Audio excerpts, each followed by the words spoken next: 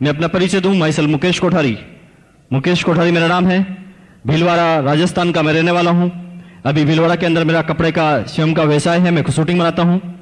Firm का नाम है अंजलि सिंथेटिक्स, 11 आनंद क्लॉथ मार्केट भीलवाड़ा में कपड़े के व्यवसाय का मेरा एक छोटा सा ऑफिस है।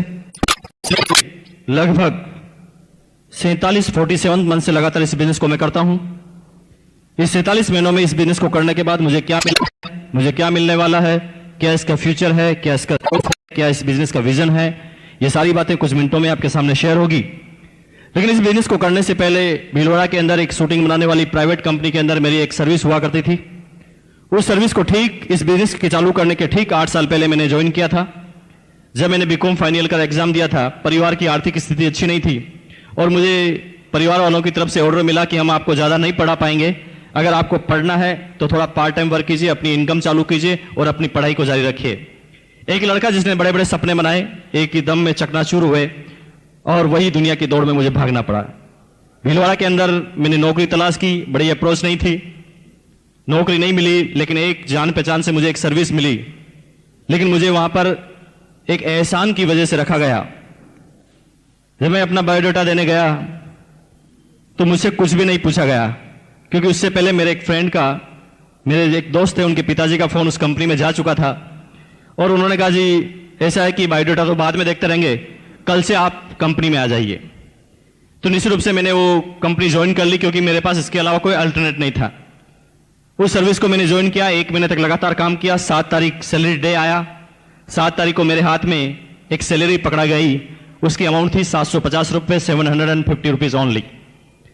लेकिन मुझे अच्छी तरह पता है कि मेरे साथ उसी कंपनी में उसी दिन एक चपरासी ने भी ज्वाइन किया था और उसका जो सैलरी रखा गया था 1500 रुपए, 1500, मुझे दे गए 750। मुझे समझ में नहीं आ रहा था कि ये क्या हो रहा है। क्या मैं इस काबिल भी नहीं हूं? क्या इस ऑफिस में चपरासी मेरे से ज्यादा अहमियत रखता है? क्या मैं जरूरतमंद नहीं हूं? 50 तरह के क्वेश्चन मेरे दिमाग में आए। लेकिन आप लोगों के लिए मैसेज क्या है? आप लोगों के लिए मैसेज यह है कि कोई फर्क नहीं पड़ता, 1% भी मायने ये नहीं रखता कि आपकी शुरुआत कहां से है। 0.1% भी ये मायने नहीं रखता कि आपकी शुरुआत कहां से है। मायने तो ये रखता है कि आप कहां तक जाने वाले हैं। क्योंकि आप में से किसी भी आदमी ने कभी भी ये सुना नहीं होगा कि एक प्रधानमंत्री पैदा हो गया, एक मुख्यमंत्री पैदा हो गया, एक इंजीनियर पैदा हो गया, एक डॉक्टर पैदा हो गया, एक चार्टर्ड अकाउंटेंट पैदा हो गया। आप में से किसी भी आदमी ने ये नहीं सुना होगा। लेकिन आप में से हर आदमी ने ये सुना होगा कि एक प्रधानमंत्री मर गया, एक इंजीनियर मर गया, एक डॉक्टर मर गया, एक चार्टर्ड मर गया। कहने का मतलब क्या है? सब शुरुआत करते हैं जीरो से, लेकिन वो कहां तक अपनी एक जिंदगी में कर पाते हैं, ये रिमार्केबल होता है। और यकीन मानिए, मैंने उस सर्विस को किया, कुछ महीने का पेशेंस रखा, परफॉर्मेंस सामने आई। 8 साल तक लगातार उस प्राइवेट कंपनी में मैंने काम किया। हर साल कुछ इंक्रीमेंट लगते गए। लेकिन 8 साल के बाद उस कंपनी में एक इतिहास बना, एक घटना हुई कि एक 27 साल का लड़का उस पूरी कंपनी का डिप्टी मार्केटिंग मैनेजर बना। 80 आदमी का स्टाफ मेरे साथ काम किया करता था और आश्चर्य की बात यह थी कि उन 80 के 80 आदमियों से मेरी जो एज थी, मेरी जो उम्र थी, सबसे छोटी थी। 13,000 रुपए ग्रोस इनकम मेरी आने लगी। कंपनी की तरफ से गाड़ी भी मिला, कंपनी की तरफ से मकान भी मिला। लेकिन जिस तरह से आम हर सेमिनार में जिस बात को मैं दोहराता हूं, आज फिर दोहराऊंगा कि आदमी को जब ये छोटी छोटी सफलताएं मिलती है तो आदमी के अंदर एक बीमारी जन्म लेती है। उस बीमारी का नाम है परफेक्शन इज पैरालिसिस। अगर दुनिया का कोई भी आदमी, अगर दुनिया की किसी भी प्रोग्रेसिव स्टेज पर अगर कभी ये सपने में भी सोचता है कि मैं परफेक्ट हो चुका हूं, मैं सब कुछ जान चुका हूं, मुझे सब कुछ आता है, मैं सब जानता हूं, तो यकीन माना दोस्तों, उसी समय उसे लकवा लग चुका है। जिंदगी में अब वो कोई बड़ा काम नहीं कर पाएगा, क्योंकि वो कहता जी मुझे सब कुछ आता है। मेरी बात से सहमत है? सहमत है जी? मुझे सब कुछ आता है ऐसा बोलते ही समझ जाइए कि आज से हमारी प्रोग्रेस खत्म। क्योंकि जब हम सीखना छोड़ देंगे तो हमारी प्रोग्रेस कैसे होगी?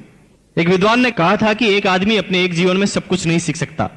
मरते समय भी बहुत सारे अनुभव उसके सामने आएंगे और ये अनुभव की जो प्रक्रिया है, ये लगातार जीवन के अंतिम समय तक चलती रहेगी।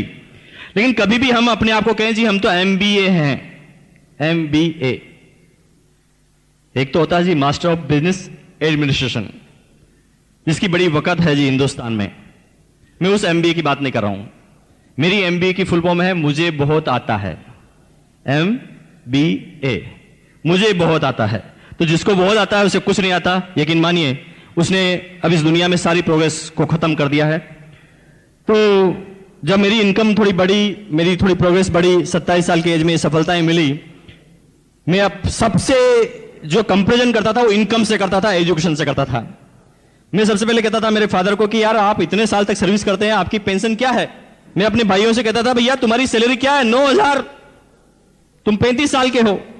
मैं अपने दोस्तों से भी यही बात कहता था, क्योंकि मुझे सफलता का रहस्य पता नहीं था, सफलता किसे कहते हैं ये पता नहीं था। मैं सिर्फ पैसों को सफलता मानता था। और यकीन मानिए उस दौरान मेरे जीवन में बहुत सारी अपॉर्चुनिटी आई, मैंने सबको छोड़ा क्योंकि मुझे MBA हो गया था, मुझे बहुत आता है, मैं ऐसा समझता था। लेकिन अगस्त 2000 का समय मुझे अभी तक याद है। अगस्त कल से चालू होने वाला है, ठीक 4 साल हो जाएंगे 15 अगस्त की बात। संडे का समय वो था। मुझे आप ही की तरह एक बिजनेस मीटिंग में इनवाइट किया गया। मैं जिस कंपनी में काम करता था उसी कंपनी में मेरे इमीडिएट बॉस, मार्केटिंग मैनेजर, उन्होंने कहा जी मुकेश जी क्या कर रहे हो, संडे का समय है, 10 बजे तैयार होकर मेरे घर पे आ जाओ, आपके साथ एक बिजनेस शेयर करना है। मुझे बड़ी हंसी आई। मैंने कहा जी बॉस को भूत लग गया है, हमारे सेठ लोग बिजनेस करते हैं, मैं उनकी हालत जानता हूं जी, 14-14, 15-15 घंटे तक ऑफिस में बैठे रहते हैं। ये बॉस की 12 घंटे की तो सर्विस है और ये कहता जी बिजनेस करूंगा। हमारी कंपनी में करोड़ों रुपए लगा था, तो मुझे ऐसा लगता था कि बिजनेस करने के लिए करोड़ों रुपए भी चाहिए। तो मैं सोचता था जी बॉस कहां से लाएगा।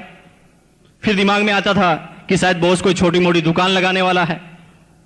ऐसा लगता था कि शायद 1-2 लाख रुपए इसके पास इकट्ठे होंगे, ये कोई बिजनेस करेगा, डूबेगा और मुझे भी पार्टनर बनने के लिए बोल रहा है। 50 तरह के क्वेश्चन उसने जो ही मुझे इन्वाइट किया मेरे दिमाग में आने लगे। लेकिन फाइनली मुझे उस बिजनेस मीटिंग में जाना पड़ा। जाना नहीं चाहता था क्योंकि इनवाइट करने वाले मेरे बॉस थे। और मुझे पता है यहां पर नए आदमी कितने हैं जी, पहली बार मीटिंग में आए हैं, हाथ खड़ा कीजिए, थैंक यू वेरी मच। तो मुझे पता है जी आप में से भी कुछ लोगों को आज यहां पर आना पड़ा होगा, आना नहीं चाहते थे। कुछ लोग तो इसलिए आ गए होंगे कि यार ये नाराज नहीं हो जाए, कुछ लोग इसलिए आ जाएंगे कि यार इनको मना कैसे करें, कुछ लोग इसलिए भी आ गए होंगे, बार बार कहता आरसीएम करो आरसीएम करो, आज इसका फाइनली पिंड छुड़ा कर आते हैं। इसके बिजनेस को देखेंगे, समझेंगे और उसमें कमी ढूंढेंगे और इसी को बता देंगे ताकि ये भी नहीं करेगा, ये भी छोड़ देगा और अपन को परेशान नहीं करेगा। तो अलग अलग तरह का उद्देश्य सबका होगा, क्योंकि आप ही की तरह मैं भी पहली बार बिजनेस मीटिंग में आया था, मेरा सेम उद्देश्य था। बिजनेस मीटिंग में पहुंचा, एक प्लान मुझे बताया गया था। यकीन मानिए आज के 4 साल पहले की बात मैं कर रहा हूं, मेरे सामने मल्टी लेवल मार्केटिंग का एक प्लान रखा गया। मेरी जिंदगी में मैंने पहले कभी मल्टी लेवल मार्केटिंग का नाम ही नहीं सुना। मैं तो बिजनेस करने का एक ही तरह का समझता था कि कंपनी माल बनाती है, बीच में कुछ आदमी होते हैं, वो माल कंज्यूमर तक पहुंचाते हैं, सबका इससे गुजारा चलता है, ये बिजनेस का मतलब समझता था।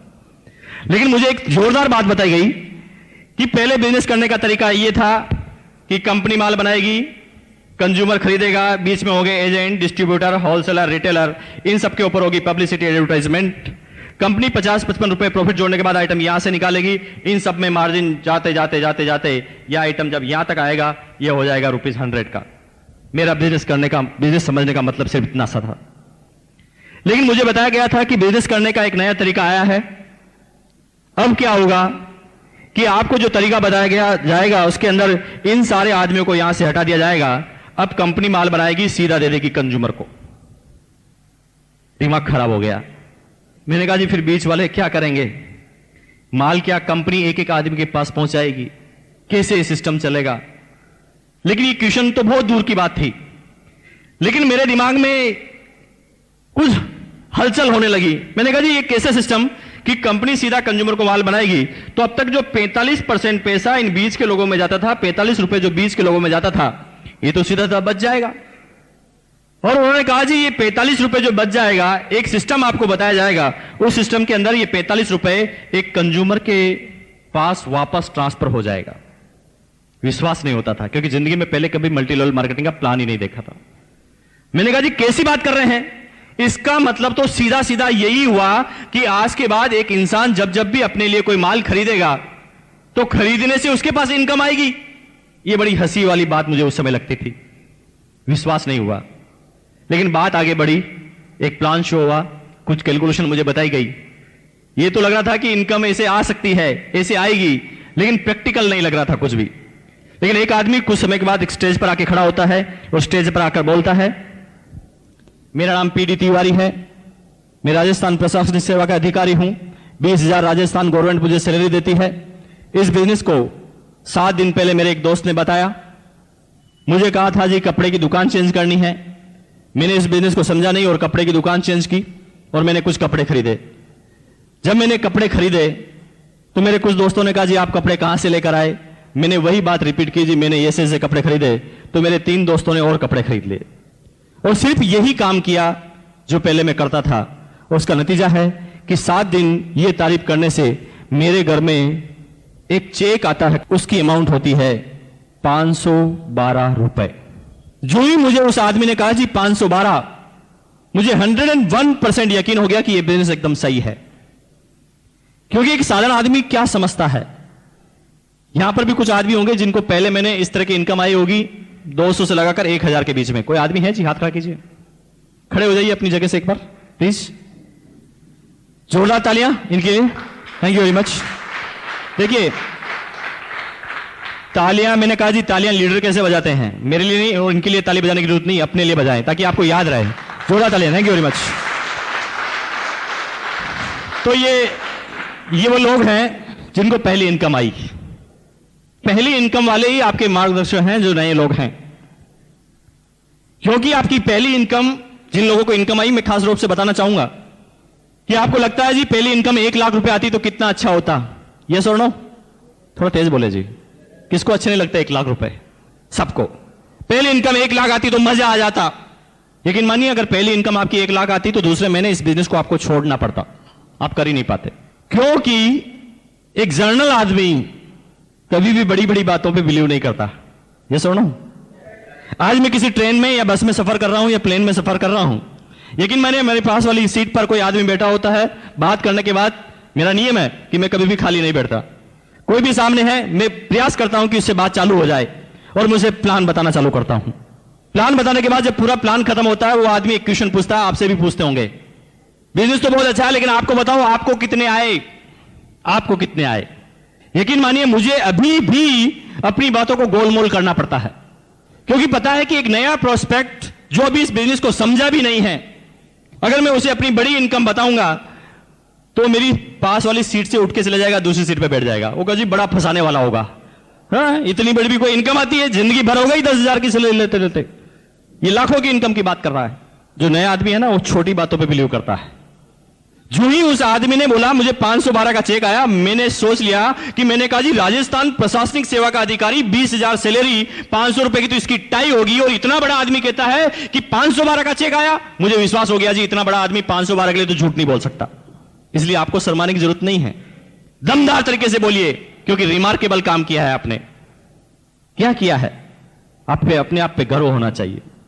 क्योंकि एक छोटी सी बात बताऊं जी, मान लें एक लड़का है जो सुबह 4 बजे उठता है, नहाता है, उसके बाद गाय का दूध निकालता है, गाय का दूध निकालने के बाद गाय का दूध बेच कर आता है, वापस घर पे आता है, उसके बाद अखबार बांटने के लिए जाता है, अखबार की सेलिंग करता है, अखबार बांटने के बाद घर पर आता है, फिर 2 घंटे पढ़ाई करता है, फिर नहाता है एक बार फिर, और उसके बाद 4 घंटे तक लगातार ट्यूशन लेता है, 4 घंटे तक ट्यूशन लेने के बाद लंच करता है, लंच करने के बाद 1 घंटा टहल कर आता है, उसके बाद 3 घंटे और ट्यूशन लेता है और रात को फिर पढ़ने के लिए जाता है।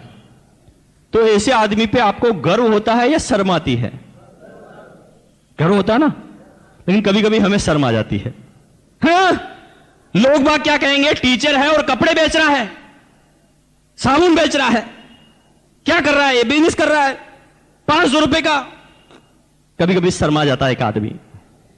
आपको भूलना नहीं चाहिए, धीरूभाई अंबानी ने भी 500 रुपए से शुरुआत की थी। इनिशियल पीरियड सबके ऐसे होते हैं, बिल गेट से लगाकर एक एक आदमी को उठा लेना।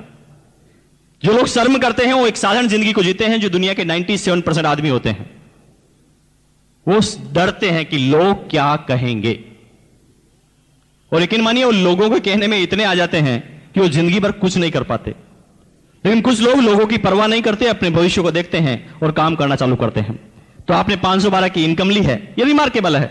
दम लगा के बोलिए, आपका दोस्त टीचर है, आप टीचर हैं, वो 9,000 कमाता है, आप भी 9,000 कमाते हैं। छुट्टी होने के बाद वो घर पर जाकर रिमोट को तोड़ता है, बिजली का बिल जलाता है, पत्नी से झगड़ा करता है, बच्चों के डांट लगाता है, कमियां निकालता है बीबी के काम में, और उसी जगह आप इसी टाइम को कन्वर्ट करने के बाद आरसीएम का काम करते हैं और 512 का चेक आता है। ये रिमार्केबल है। क्यों नहीं दम लगा के आप इसमें बात करते हैं? और यकीन मानिए, ये आपका जब कॉन्फिडेंस शो होगा तभी सामने वाला आदमी आपसे प्रभावित होगा। अब बात आती है कि मुझे विश्वास हुआ, मैंने कहा जी इतना बड़ा आदमी 512 के लिए तो झूठ नहीं बोल सकता, मुझे करना चाहिए, और मैंने इस बिजनेस को करना चालू किया। जिस तरह से आम इंसान के साथ होता है मेरे साथ भी हुआ। पहले मुझे 244 रुपीज का चेक आया। समझ में नहीं आ रहा था कि बिजनेस किस तरह का है, लेकिन फिर भी लगा रहा। मैसेज है संगत का असर। कभी कभी हम सही संगत में नहीं रहने के कारण भी इस बिजनेस को छोड़ देते हैं। जो लोग अपने आप को और स्मार्ट समझते हैं, जैसे कि मान लें कुछ आदमी आपके पास ऐसे भी आते होंगे जो पहले नेटवर्क कर चुके होंगे, वो नेटवर्क के बारे में जानते होंगे, या मान लें स्कीम वगैरह उन्होंने की होगी, थोड़ा बहुत वो जानते होंगे। तो कुछ लोग क्या कहेंगे, बिजनेस प्लान समझने के बाद वो कहेंगे भाई आगे तो मुझे सब कुछ आता है। उनको कहते जी मीटिंग अटेंड करो। अरे मीटिंग की जरूरत नहीं है, हम तो खुद ही लीडर हैं, हमें सब पता है कि कैसे लोगों को समझाना है। और लेकिन मानिए होता क्या है, वो यहां से कितना ही चार्ज होकर जाए, 10 आदमी के मिलने के बाद वो घर पर जाकर बैठ जाता है। वो कहता है जी बिजनेस नहीं होगा आगे, और बिजनेस की कमी निकालना चालू कर देता है। आदमी होता है एक मोबाइल के अंदर होती है एक बैटरी को चार्ज करना जरूरी है, बाकी मोबाइल चलेगा नहीं। हां, बैटरी अलग अलग कंपनी की हो सकती है, लाइक नोकिया, सैमसंग, सबकी कैपेसिटी अलग अलग हो सकती है, पर फर्क इतना सा है। लेकिन कुछ लोग सोचते हैं जी हम हमेशा चार्ज हो गए। मुकेश कोठारी भी नेगेटिव होता है, मिस्टर टीसी छाबड़ा जी भी नेगेटिव होते हैं, बीसी छाबड़ा भी नेगेटिव होता है। क्यों? ये आदमी का स्वभाव है। मान लें आप 10 आदमी लगातार आपको ना ना ना ना ना ना करेंगे, तो आप क्यों नहीं डिस्चार्ज होंगे? अपने आप एक बड़े आदमी भी डिस्चार्ज होने लग जाएगा। लेकिन संगत का असर क्या कहती है? मेरी इनकम कम आने के बाद भी मैं इस बिजनेस में क्यों लगा रहा? सिंपल सी बात, क्योंकि मेरे सारे दोस्त आरसीएम बिजनेस करते थे और मैं उनके हमेशा साथ में रहता था, तो हम एक दूसरे की बात से हमेशा चार्ज होते थे। जैसे मैं 2 आदमी से मिला, एक आदमी 2 दिन 2 आदमी ने ना ना कर दिया, बड़ा परेशान होता था। मैंने कहा जी ये शायद बिजनेस मेरे से नहीं होगा, लेकिन दोस्त कहते थे चलो सेमिनार में चलो, सेमिनार में चलो, तो मैं फिर सेमिनार में पहुंच जाता था। सेमिनार में जब जाता था तो कुछ लोग बोलते थे स्टेज पर, दोस्तों 15 दिन से काम किया और 17 डिस्ट्रीब्यूटर डाउनलाइन में है और 2,000 का चेक आया। ये मुकेश कोठारी अपने आप के चाटा लगाता था कि जब ये कर सकता तो तू क्यों नहीं कर सकता, चल वापस। फिर वापस, फिर 3 आदमी को मना बात की, तीनों आदमी ने मना कर दिया, फिर डिस्चार्ज, शायद मेरे से नहीं होता। फिर सेमिनार में आया, तो लोगों ने कहा जी शुरू के 15 दिन मुझे कुछ समझ में नहीं आया था, एक भी रिजल्ट नहीं आया था, लेकिन मैंने उसके बाद मेरी अपलाइन की बात को माना, उसका नतीजा है कि आज मेरे डाउनलाइन में 50 डिस्ट्रीब्यूटर हैं। फिर मुकेश कोठारी फिर चार्ट लगाता था कि मैंने कहा जी 15 दिन तो सबके साथ ऐसा ही होता है, फिर चलो। और दोस्त ये होती है रिचार्जिंग। इनिशियल पीरियड में सबके साथ यही होता है, यस और नो? सबके साथ यही होता है। और लेकिन मानिए शुरुआती चीज में हम ये काम कर लेते हैं, संगत का असर, तो आप इस बिजनेस में लगे रहते हैं, और जब लगे रहते हैं लगन से, तो कामयाबी आपके बिल्कुल नजदीक हो जाती है। दुनिया की कोई ताकत आपकी कामयाबी को रोक नहीं सकती। अब बात आती है कि मैं लगातार लगा रहा, 6 महीने में इनकम हो गई 6,000, 1,000 पर मंथ एवरेज। 1 साल तक लगातार रहा, 60,000 की इनकम हो गई, 5,000 पर मंथ एवरेज। कभी 2,000 का चेक आता, कभी 9,000 का चेक आता, कभी 3,000 का आता, कभी 1,000 का आता, कम ज्यादा। यहां कोई आदमी ऐसे हैं जिनका कम ज्यादा चेक आता है? हाथ खड़ा कीजिए, चिंता मत कीजिए, मेरे साथ भी ऐसे ही हुआ। समझ में नहीं आता था 1 साल तक ये बिजनेस किस तरह का है, कोई स्टेबिलिटी नहीं। 2,000, 3,000, कभी 9,000, कभी 1,000, क्योंकि तब तक तो मैं इस बिजनेस को समझा ही नहीं था। मैं तो समझता था कि ये आदमियों को जोड़ने का बिजनेस है। लेकिन यकीन मानिए, एक एलडीपी प्रोग्राम अटेंड करने का मौका मिला, और दोस्त उस एलडीपी प्रोग्राम का इतना बड़ा असर हुआ, जो बातें मुझे बताई गई उन बातों का इतना बड़ा असर हुआ, और उसका नतीजा था कि उस एलडीपी प्रोग्राम के अगले 6 महीने बाद इस बिजनेस के मैं टेक्निकल मुकाम पर था। इनकम थी 2,85,490 रुपए।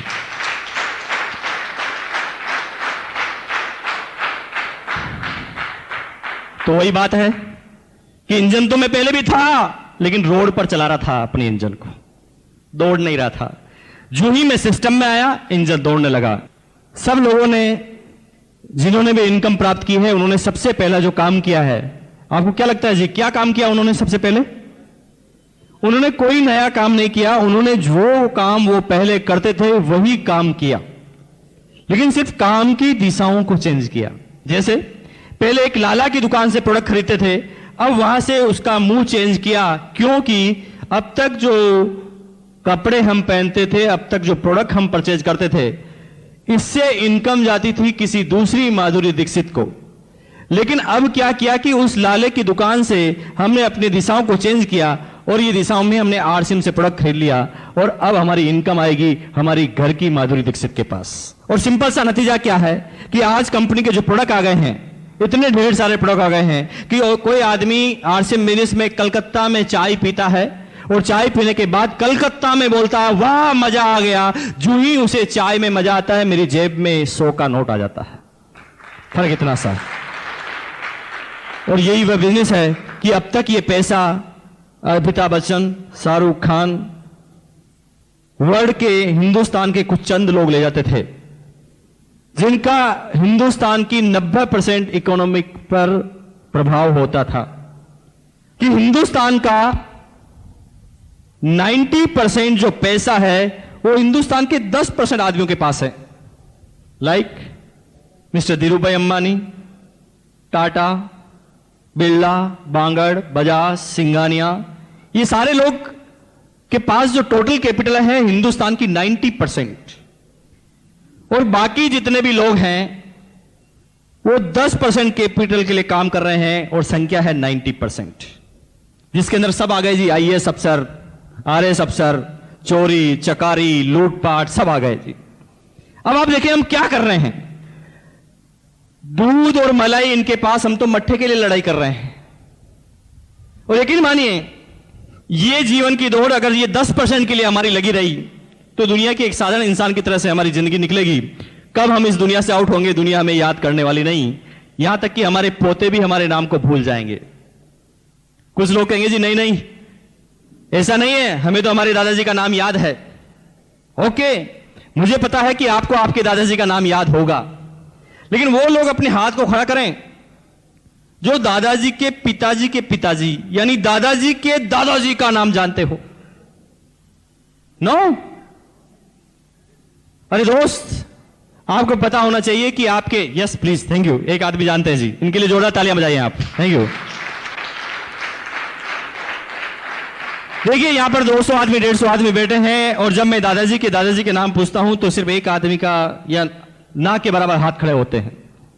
मुझे आप क्वेश्चन का आंसर दीजिए, क्या आपके दादाजी नहीं होते तो आप यहां पर होते? तो आप जिसकी वजह से हैं उसी का नाम भूल गए, जिसकी वजह से आज आप यहां पर बैठे हैं उसी का नाम आप भूल गए हैं। क्यों?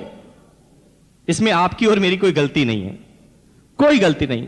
लेकिन आप मुझे बताएं कि वो लोग अपना हाथ खड़ा करें जो हेमा मालिनी को जानते हैं, रानी लक्ष्मीबाई को जो जानते हैं हाथ खड़ा कीजिए, शिवाजी को जो जानते हैं हाथ खड़ा कीजिए, महात्मा गांधी को जो हाथ खड़ा कीजिए। अरे दोस्त, आपको याद होना चाहिए ये भी आपकी 7वीं 8वीं 10वीं 15वीं पीढ़ी में आते हैं। फिर ऐसा क्यों है कि आपको महाराणा प्रताप शिवाजी का नाम याद है, महात्मा गांधी का नाम याद है और आप अपने दादाजी का नाम भूल गए हैं? क्यों? इसमें आपकी और मेरी कोई गलती नहीं है। शिवाजी कुछ करके गए थे, नाम याद है, महाराणा प्रताप कुछ करके गए थे, नाम याद है, महात्मा गांधी कुछ करके गए थे, नाम याद है, हमारे दादाजी के दादाजी कुछ करके ही नहीं गए थे, नाम कैसे याद होगा? तो उन्होंने एक सिंपल सी जिंदगी को जी थी जिस तरह से एक आम इंसान जीता है, इसलिए उसे याद नहीं रखा जाता। और हमारे साथ भी यही होगा कि कुछ समय बाद 80 85 70 साल की एज में हमारे जब स्वर्गवास होगा, पता नहीं कि नरक में जाएंगे या स्वर्ग में, लेकिन जब हमारा स्वर्गवास होगा तो ये दुनिया वाले क्या करेंगे? जो आप करते आए हैं, 3 दिन तक ऐसी बैठक रखेंगे, आपके गले में माला पहनाएंगे जी, फोटो के ऊपर अगरबत्ती भी लगाएंगे। 12वें दिन तक तो आपकी फोटो को संभाल के रखेंगे। 12 दिन बाद वो फोटो कहां चले जाएगी आपको पता नहीं चलेगा जी, कौन पैदा हुआ था कौन मर गया भूल जाएंगे ये इंसान। दुनिया के हर आदमी के साथ ऐसा होता है जब हम कुछ कर नहीं। लेकिन आप बताइए क्या धीरूभाई अंबानी को इतनी आसानी से भूल पाएंगे लोग बाग? क्योंकि वो काम इसके लिए करते थे, 90% के लिए काम करते थे, इसलिए हम उनका नाम नहीं भूलते।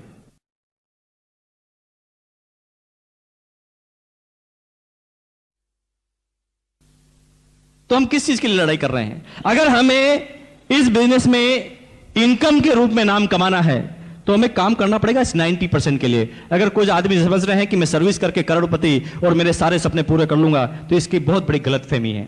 ऐसा कभी नहीं होने वाला।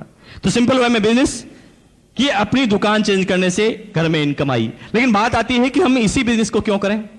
जब डायरेक्ट सेलिंग मेथड करना है तो हमारे पास बहुत सारे बिजनेस है, सिर्फ आरसीएम बिजनेस ही क्यों? तो मैं बात करता हूं जो हर सेमिनार में बोलता हूं, आरसीएम हमें इसलिए करना चाहिए क्योंकि जो आरसीएम बिजनेस के पास है वो दुनिया में किसी के भी पास नहीं है। क्योंकि आरसीएम के नाम आप देखते हैं कि फुल फॉर्म है RCM, right concept marketing, marketing का राइट कॉन्सेप्ट, मार्केटिंग करने का एकदम सही तरीका। लेकिन इसको मेरे अगर नजरिए से देखा जाए तो आरसीएम बिजनेस हमें इसलिए करना चाहिए क्योंकि आरसीएम बिजनेस ना सिर्फ हिंदुस्तान की बल्कि पूरे वर्ल्ड की, पूरी दुनिया की सिर्फ एकमात्र ऐसी कंपनी है जो हिंदुस्तान में काम करती है Indian rate, Indian culture, Indian mentality के अनुसार। Indian rate, Indian culture, Indian mentality के अनुसार। अब बात आती है व्हाट इज इंडियन मेंटेलिटी? क्या है इंडियन मेंटेलिटी? क्या है इंडियन रेट? क्या है इंडियन कल्चर? ये सब बातें आप जानते हैं, लेकिन मैं इंडियन रेट्स की बात करता हूं। आप देखें कि मान लें एक सर्वे करें, 10 आदमी का यहां से उठाएं और एक सर्वे करें, या बाहर किसी को 10 आदमी को अपन पकड़ें और उनको सर्वे करें कि आप रोज नहाते हैं, तो मुंबई में सारे लोग बोलेंगे यस। यस? कितने आदमी नहाते हैं? हाथ खड़ा कीजिए। आप कहेंगे जी अजीब और गरीब क्वेश्चन मत पूछिए। मैं ये बात इसलिए कह रहा हूं जी, आप सुन रहे हैं ना मेरी बात? You got me? तो बात कर रहे हैं कि हम किसी से पूछे जी कितने आदमी नहाते हैं, निश्चित रूप से कितने % का जवाब आएगा जी यस में? 100%। ओके जी, हम नहाते हैं। हाँ, बात अलग है कि 5 दिन में नहाते हैं, 7 दिन में नहाते हैं, लेकिन नहाते जरूर हैं। ऑब्वियसली मुंबई के आदमी तो रोज नहाते होंगे, एक दिन में 2 बार नहाते होंगे, मैं आपकी बात नहीं कर रहा हूं। लेकिन अगर बात करें तो हम नहाते हैं जी।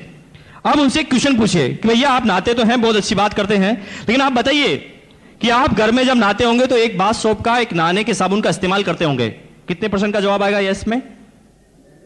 ओके यस, बाथ सोप का इस्तेमाल करते हैं। तो उनसे एक क्वेश्चन कीजिए कि आपके घर में जो बाथ सोप इस्तेमाल होता है, आप सोचकर बताइए, बिना ब्रांड नाम बताए, ब्रांड का नाम मत बताइए, और सोच के बताइए कि आपके घर में जो साबुन इस्तेमाल होता है वो कितने रुपए का होता है। यकीन मानिए मुंबई में 100% रिजल्ट, और ऑल ओवर इंडिया की बात देखा जाए तो 70% आदमी एक ही तरह का जवाब देंगे। कैसा? कि हम हमारे घर में जो नहाने का साबुन इस्तेमाल करते हैं उसकी रेट होती है ₹7 से लगाकर ₹12 या 13 रुपीज, 13 रुपए तक। मेरी सर्विस से कोई असहमत हो तो बोलिए। कोई असहमत है जी? थोड़ा तेज बोलिए। 70% आदमी बोलेंगे कि हम जिस नहाने के साबुन का इस्तेमाल करते हैं उसकी रेट होती है 7 से लगाकर 13 रुपए के बीच में। निर्मा से कहानी चालू होती है, लाइफ बॉय से होती हुई लक्स पे जाकर अटक जाती है। यस और नो? लेकिन आप 10% आदमी को पाएंगे जो कहेंगे कि 13 रुपए से हम ऊपर का प्रोडक्ट इस्तेमाल करते हैं, लाइक डो, पियर्स, मोती सिंड्रल, कुछ भी। लेकिन 20% आदमी बोलेंगे कि हम जिस नहाने के साबुन का इस्तेमाल करते हैं वो 7 से नीचे होता है, या हम नहाने का साबुन इस्तेमाल ही नहीं करते। इंडियन रेट जो अगर ली जाए तो इंडिया के 70% आदमी अगर साबुन की रेट को जो लाइक करते हैं उसकी रेट होती है 7 से 13, जो उसकी पॉकेट की साइज होती है। लेकिन आपको आश्चर्य होगा, डायरेक्ट सेलिंग मेथड की आपने बहुत सारी कंपनियों का नाम सुना होगा। यस और नो? कितने आदमियों ने आरसीएम बिजनेस से पहले किसी मल्टी लेवल मार्केटिंग का नाम सुना है? हाथ खड़ा कीजिए। Thank you very much. Maximum आदमियों ने सुना है। तो आप मुझे सोच के बताइए, पूरी दुनिया में मल्टी लेवल मार्केटिंग की बात करें, पूरी दुनिया में, तो आपको आश्चर्य होगा कोई कंपनी इसके अंदर नहीं आती। क्यों?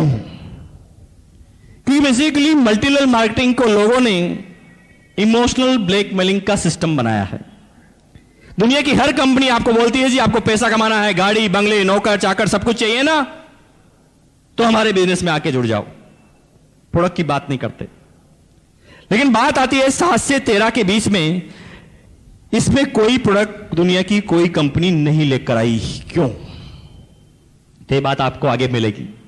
लेकिन बात आती है कि कंपनी किस कल्चर में है और किस मेंटलिटी में है। अभी आपने बहुत सारे लोगों ने हाथ खड़ा किया कि दुनिया में बहुत सारी मल्टी लेवल मार्केटिंग आई जिसका नाम आपने सुना है। अब तक जो भी मल्टी लेवल मार्केटिंग का नाम आपने सुना है, आप थोड़ा सोचें कि उनका आधार स्तंभ क्या था वो क्या प्रोडक्ट लेकर आए थे, उनकी सोच क्या थी और कितने आदमी उसमें कामयाब हुए, वो हिंदुस्तान के कितने % आदमियों के लिए था। तो आपको आश्चर्य होगा मल्टी लेवल मार्केटिंग में किस तरह के प्रोडक्ट आए हैं। कुछ लोग लेकर आते हैं मेडिसिन कैप्सूल है जी, कुछ लोग आते हैं पेट्रोल की गोली, कुछ लोग लेके आते हैं इंटरनेट की वेबसाइट, कुछ लोग लेके आते हैं 250 रुपए की moisturiser cream, like so and so, इसी तरह के प्रोडक्ट आते हैं। ये सुनो, एक एक मल्टी लेवल के बारे में आप सुन लें। कुछ समय पहले एक प्रोडक्ट कंपनी लेकर आई, वो कहते जी हमारा प्रोडक्ट है मेडिसिन कैप्सूल।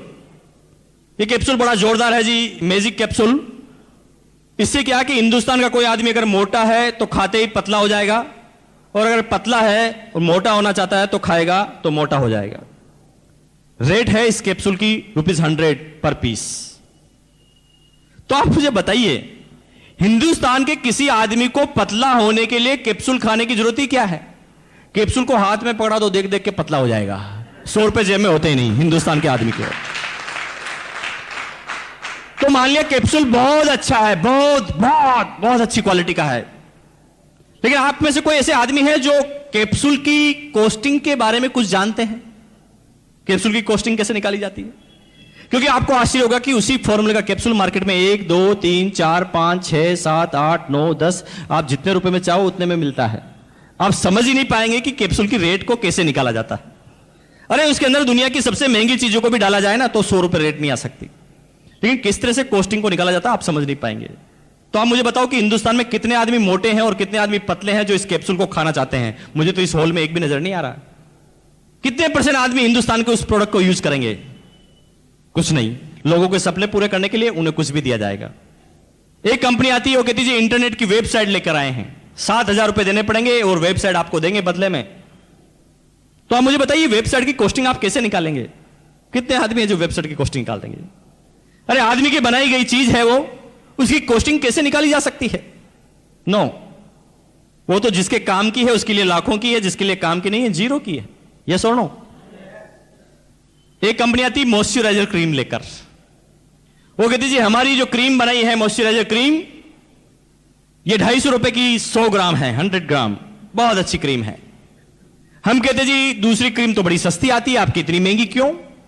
तो दुनिया की सारी कंपनियों का एक ही जवाब, हमारी क्रीम बहुत अच्छी है, इसके अंदर बहुत सारे विटामिन डाले हैं, like vitamin A B C D E F G H I J K L M सब डाले हैं, और ये कंसेंट्रेट है, बहुत जोरदार है। इस तरह के फॉर्मूले कभी दुनिया में नहीं बने। मान लिया कि क्रीम बहुत अच्छी है, मैंने भी मान लिया, आपने भी मान लिया, लेकिन कोई सज्जन ऐसा है कि क्रीम को हाथ में लेकर सूंघकर लगाकर बता सकता है कि ये कितने रुपए किलो की है? कोई बता सकता है जी? क्रीम की कॉस्टिंग आपके बस की बात नहीं निकालना, क्योंकि विटामिन ई की क्रीम मार्केट में 10 15 20 30 40 50 60 70 80 90 100 जितने में चाहिए उतने में मिलती है। आप पता नहीं कर पाएंगे कि वास्तव में क्रीम की रेट होनी क्या चाहिए। लेकिन मान लिया कि ये सब रेट ऐसा ही है, लेकिन आप देखिए कि हिंदुस्तान के कितने % आदमी क्रीम लगाते हैं, कितने % आदमी वेबसाइट इस्तेमाल करते हैं, कितने % आदमी मेडिसिन का यूज करते हैं, और कितने % आदमी अदर आइटम का या मान लो पेट्रोल की गोली का यूज करते हैं। आप सोचिए, दुनिया की तमाम कंपनियां अभी तक ऐसी आई है जो कुछ सर्टेन % लोगों को ग्राहक बनाने के लिए आई है, जिनका काम पैसा बटोरना हो, बस, इससे ज्यादा कुछ भी नहीं। लोगों के सपनों से खिलवाड़ करना, इससे ज्यादा कुछ भी नहीं। लेकिन वर्ल्ड में 3 चीजें ऐसी है, और आमतौर पर हिंदुस्तान में, जिसकी कॉस्टिंग एक आम इंसान कभी भी निकाल सकता है, कभी भी। वो हमारे नाम से निकलता है, R for roti, C for कपड़ा, M फॉर मकान। रोटी, कपड़ा और मकान।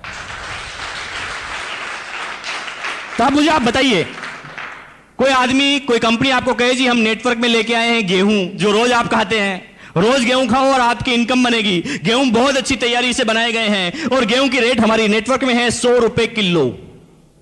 आपको हजम हो जाएगी?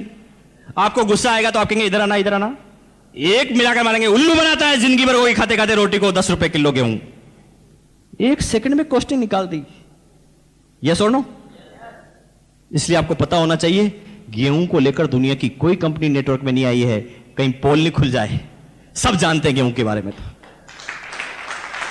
तो एक कंपनी आती है, वो कहते हैं जी हम मुंबई में वाशी के अंदर, या मान लें नेरुल के अंदर, या मान लें और आगे आप चले जाएं जी खारघर के अंदर, एक रूम हॉल किचन का एक फ्लैट देंगे जो 600 स्क्वायर फीट का होगा। और रेट होगी 5 करोड़। हजम हो जाएगी आपको? आगे उल्लू मत बनाओ यार, मुंबई में पैदा हुए यही मर जाएंगे। एक एक एरिया की रेट के बारे में हमें पता है। एक इंजीनियर आएगा, बता देगा कितना चूना लगा है, कितनी मिट्टी लगी है और यहां की प्रेजेंट वैल्यू क्या है, आपका मार्जिन क्या है, रेट आ जाएगी 5, 7, 8 लाख रुपए। यस और नो? निकाल देना कॉस्टिंग एक ही सेकंड में। इसलिए दुनिया की कोई कंपनी मकान को लेके आई नहीं, कॉस्टिंग आपने निकाल दे कहीं, सारी पोल नहीं खुल जाए। या कितने ऐसे आदमी हैं जो आरसीएम के डिस्ट्रीब्यूटर नहीं है, पहली बार आए हैं? हाथ खड़ा कीजिए। यस, वेरी गुड, धन्यवाद। देखिए, आपने इस शर्ट पहन रखा है, बहुत अच्छी आपने शर्ट पहन रखा है। इसके बारे में आप क्या मुझे कन्विंस कर सकते हैं कि ये 1000 रुपए की है? कर सकते हैं? मैंने आपको शर्ट को देखा और मैं बता सकता हूं कि ये शर्ट होगी 200 से 300 रुपए के बीच में। ये सुनो, निकाल देना कॉस्टिंग। एक हिंदुस्तान का आम इंसान, क्योंकि कपड़ा रोज पहनता है, बचपन से पहनता आया है, अगर कोई विचित्र तरह का कपड़ा नहीं है, कोई विशेष तरह का या कोई नई टेक्नोलॉजी का कपड़ा नहीं है, अगर वो साधारण सा कपड़ा है, तो हिंदुस्तान का एक आदमी कपड़े को देखकर भी कॉस्टिंग निकाल सकता है 150 रुपए कम ज्यादा, क्योंकि लाला का मार्जिन भी कम ज्यादा होता है। किसी लेडी से पूछ लेना कि ये साड़ी कितने की, वो कहेगी ये शिफॉन होगी 300 रुपए की। ये सुनो, यहां पे काफी लेडीज है जी। देख के हम आसपास की रेट को निकाल देते हैं। यानी कपड़े की रेट भी अगर वो विशेष तरह का कपड़ा नहीं है तो हम आसपास की रेट को निकाल देते हैं। इसलिए आपको आश्चर्य होगा कि दुनिया की कोई भी कंपनी फैब्रिक को लेकर डायरेक्ट सेलिंग मेथड में अभी तक नहीं आई। This is the first company in the world, RCM business. ये दुनिया की पहली ऐसी कंपनी है आरसीएम बिजनेस जो कपड़े को लेकर नेटवर्क में आई है।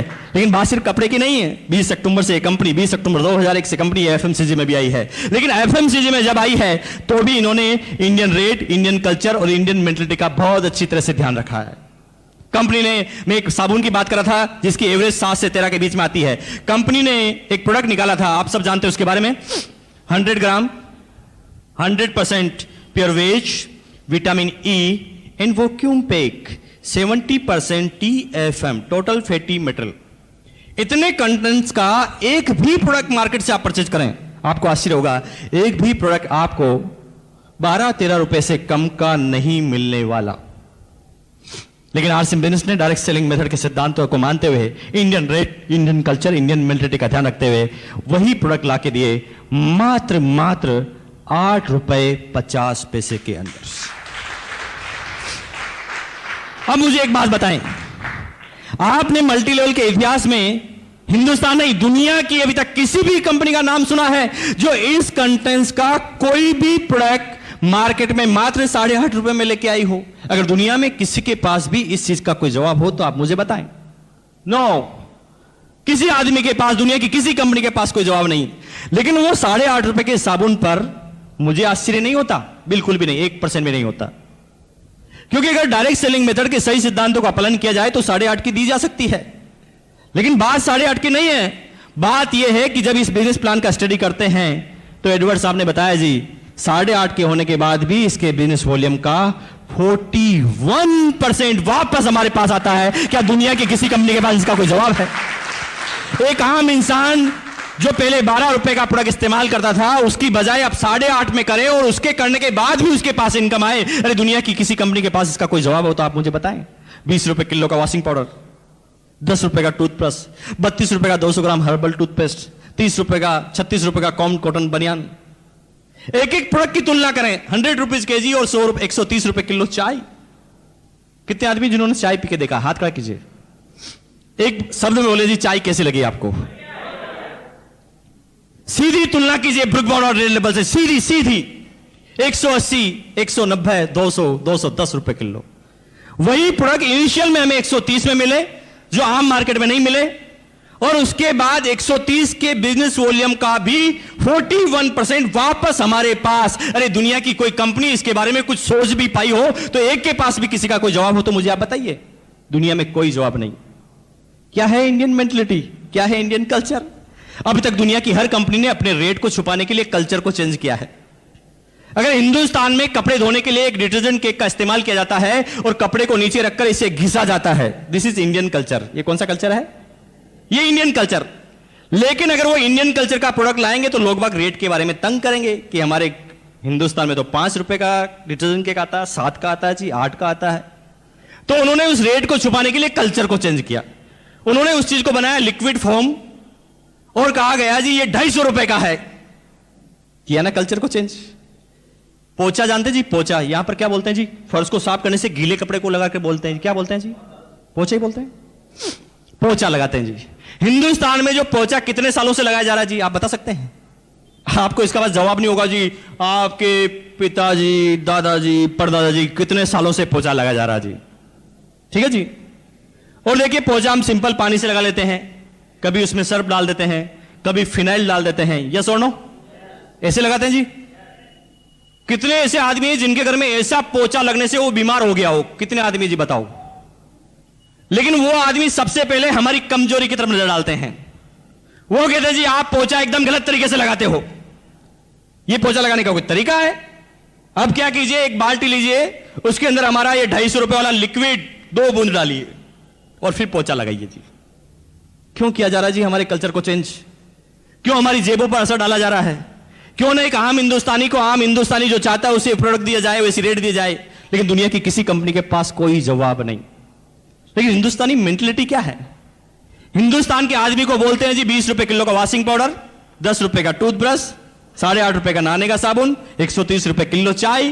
तो हिंदुस्तान का आदमी कहता वाह इतना सस्ता, तब तो खराब होगा। इतना सस्ता है तब तो खराब होगा। तो आप मुझे बताओ कि मैं चाहे इन प्रोडक्ट की कितनी भी तारीफ करूं जी, यहां उछल उछल कर तारीफ करूं, लाउड स्पीकर पे तारीफ करूं, आप सब लोग भी विज्ञापन दे दे के तारीफ करें, तो कितने आदमी हैं जो मुंबई में कहेंगे जी वाह वाह वाह क्या तारीफ की है आपने इतनी जोरदार, तो 1 साल का प्रोडक्ट एक साथ दे जाओ। कितने आदमी बोलेंगे जी आपको? कोई नहीं बोलने वाला।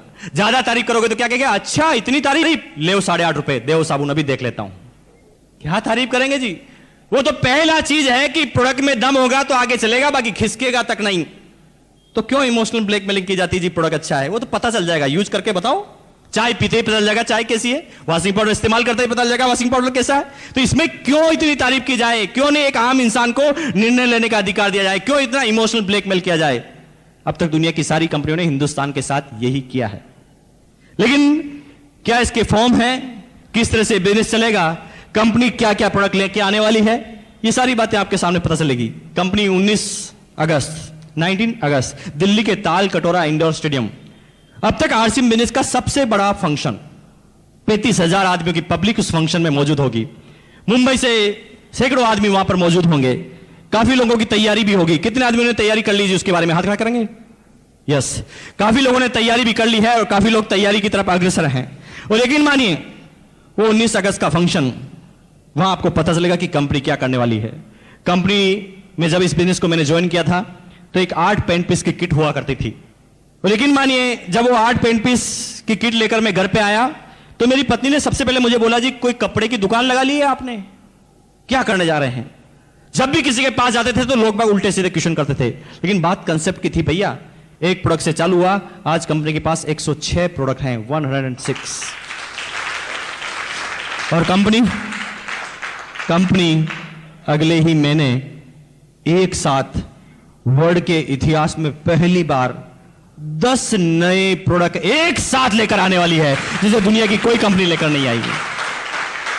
क्या होगा दिसंबर तक? क्या होगा दिसंबर तक? सुबह आप गुड मॉर्निंग बोलेंगे तो आरसीएम बिजनेस के साथ, और गुड नाइट बोलेंगे तो आरसीएम बिजनेस के साथ। और कंपनी ने एक एक कल्चर का ध्यान रखा है। यह पता है कि हिंदुस्तान में लोअर ग्रेड के भी आदमी हैं और अपर ग्रेड के आदमी भी है, मीडियम ग्रेड के आदमी भी है। और आप एक एक प्रोडक्ट के बारे में पता कर लें। कंपनी का अगर 8.5 का प्रोडक्ट है नहाने का साबुन तो 18 रुपए का भी है। डिटर्जेंट 5 रुपए का है तो 8 रुपए का भी है और 12 रुपए का भी है। वॉशिंग पाउडर अगर 20 रुपए का है तो 30 रुपए का भी है और 70 रुपए का भी है। एक एक कल्चर के बारे में 1480 की किट है तो 2970 की किट है। दुनिया की कौन सी कंपनी ने ऐसा करके बताया जी? बताइए आप। नो। लेकिन कंपनी दिसंबर तक क्या प्रोडक्ट लेके आने वाली है, दुनिया की कोई कंपनी सोच नहीं सकती। गुड मॉर्निंग बोलेंगे तो आरसीएम बिजनेस के साथ, और गुड नाइट बोलेंगे तो आरसीएम बिजनेस के साथ। सुबह आप टॉयलेट में जाएंगे, टॉयलेट क्लीनर आरसीएम बिजनेस का, उसके बाद पेस्ट करेंगे, पेस्ट आरसीएम बिजनेस का, ब्रश लगाएंगे, ब्रश आरसीएम बिजनेस का, नहाने के लिए जाएंगे, नहाने का साबुन आरसीएम बिजनेस का, शैम्पू इस्तेमाल करेंगे, शैम्पू आरसीएम बिजनेस का, अंडरगारमेंट्स पहनेंगे आरसीएम बिजनेस का, टॉवल लगाएंगे तो आरसीएम बिजनेस का, कपड़े पहनेंगे तो आरसीएम बिजनेस का, टाई लगाएंगे तो आरसीएम बिजनेस का, चाय पिएंगे तो आरसीएम बिजनेस का, भगवान के सामने अगरबत्ती लगाएंगे तो आरसीएम बिजनेस का, पत्नी की तरफ देखेंगे साड़ी आरसीएम बिजनेस की, पति की तरफ देखेंगे साड़ी आरसीएम बिजनेस की, हेयर लगाएंगे तो आरसीएम बिजनेस का, क्रीम लगाएंगे तो आरसीएम बिजनेस का, शेविंग क्रीम करेंगे तो आरसीएम बिजनेस का, उसके बाद बच्चों की तरफ देखेंगे तो कपड़े आरसीएम बिजनेस के, अगर आप जींस पहनते हैं तो वो आरसीएम बिजनेस की, उसके बाद आपके घर में मच्छर बोध है तो मस्कीटो मेट भी आरसीएम बिजनेस की। और कंपनी इनमें से मैक्सिमम प्रोडक्ट अगले महीने लॉन्च करने जा रही है। और आप आरसीएम टाइम्स में आपने पढ़ा होगा जो नया आ गया है, कंपनी ये 4 प्रोडक्ट नए लॉन्च कर चुकी है, जिसके बारे में अगली सेमिनार में पिछली बार बोला, और ये 10 दिन के अंदर आपके पास डिलीवरी मिलेगी। ये लिखा है जी new RCM product, herbal RCM shampoo 150 ml, MRP 35 rupees only. Herbal shampoo compare कर लेना मार्केट में जाके, हर्बल शैम्पू 150 ml का 35 रुपए।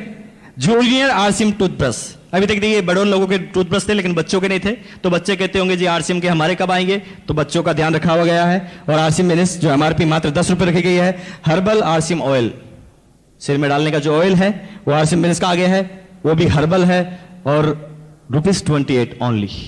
और इसका जो फॉर्म है 150 ml, चिकमेट की शर्ट, न्यू लुक की शर्ट, इसमें बहुत सारे प्रोडक्ट और आ रहे हैं। अगले महीने अगरबत्ती भी आ रही है, कंपनी कॉस्मेटिक सीरीज में जाने वाली है, कंपनी लेडीज अंडरगारमेंट्स में जाने वाली है, और कंपनी पता नहीं क्या क्या प्रोडक्ट अगले दिसंबर तक लेके आने वाली है, जिसके बारे में दुनिया की कोई कंपनी नहीं सोच पाई है। लेकिन आप मुझे बताएं कि कोई प्रोडक्ट क्वालिटी में अच्छे हो जो हम जांच लेंगे, क्वालिटी में अच्छे हो, रेट में कम हो, और उसके बाद भी उसका 41% हमारे पास आए, तो बताइए ये बात आप दुनिया से कितने समय तक छुपा पाएंगे? और कौन सा ऐसा मूर्ख इंसान होगा जो इन प्रोडक्ट को आने वाले समय में लेने से मना करेगा? लेकिन समय लगेगा, मुझे पता है कि एक दिन में सारे आदमी नहीं समझेंगे। शुरुआत में जो समझेंगे वो लीडर होंगे, वो पायनियर होंगे, बाद में तो भीड़ आती है जी। पत्नी कहती थी कि ये बनारसी साड़ी 5000 की बहुत अच्छी होती है, तो मैं कहता था जी स्वास्थ्य के लिए खराब होती है, कॉटन साड़ी बहुत अच्छी होती है, क्योंकि उस समय 160 रुपए की आती थी। कैसे कन्विंस करते हैं हम? यही कन्विंस करते हैं, एक आम इंसान यही करता है। बच्चा कहता है क्रिकेट का बैट चाहिए MRF का, तो हम कहते हैं जी तेंदुलकर ने भी लकड़ी से शुरुआत की थी, तो इससे करो जी बहुत अच्छा शॉट आता है। यूं नहीं कहते जी जेब को हजम नहीं हो रही बात। ये कन्विंसिंग पावर है हमारी, और हम एक आम इंसान यही जिंदगी पर हम समझौते करते हैं। बच्चे को जो खिलाना होता हम खिला नहीं पाते, जो पढ़ाना होता वो पढ़ा नहीं पाते, पत्नी जो मांगती वो दिला नहीं सकते, सपने हम पूरे नहीं कर सकते। ये सारे आम इंसान करते हैं, और मेरे साथ भी यही था, कन्विंस करता रहता था हमेशा। लेकिन आरसीएम बिजनेस के बाद ये लड़का जो आपके सामने खड़ा है, जिसकी एज मात्र 30 साल की है, मुंबई तो बहुत बड़ी सिटी है, यहां तो करोड़ों आदमी होंगे, लेकिन आपको आश्चर्य होगा कि भीलवाड़ा भी एक बहुत बड़ी इंडस्ट्रियल सिटी है, लेकिन इंडिविजुअल टैक्स देने के मामले में ये 27 साल का लड़का जब इस बिजनेस चालू किया और 30 साल की एज तक आते आते आज मेरा पूरे भीलवाड़ा के अंदर 70वां स्थान है इनकम टैक्स के बारे में। कि मान लें आपके बच्चे को, आपके बड़े भाई को, आपकी पत्नी को, आपके पिताजी को राष्ट्रपति अवार्ड मिल रहा है और आप नीचे खड़े हैं, तो कैसे तालियां बजाएंगे? वैसी तालियां इनके लिए बजा दीजिए आप। Thank you very much.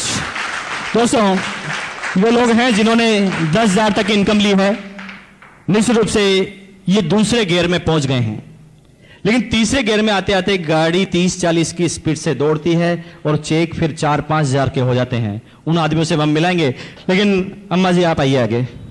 दोस्तों, जो लेडीज आपके सामने खड़ी है शायद मेरी माता से भी ज्यादा एज की है, मेरी मदर से भी। 6 भाई बहनों का परिवार है, मैं सबसे छोटा हूं, फिर भी मैं गारंटी के साथ कह सकता हूं मेरी मदर से भी ये बड़े हैं।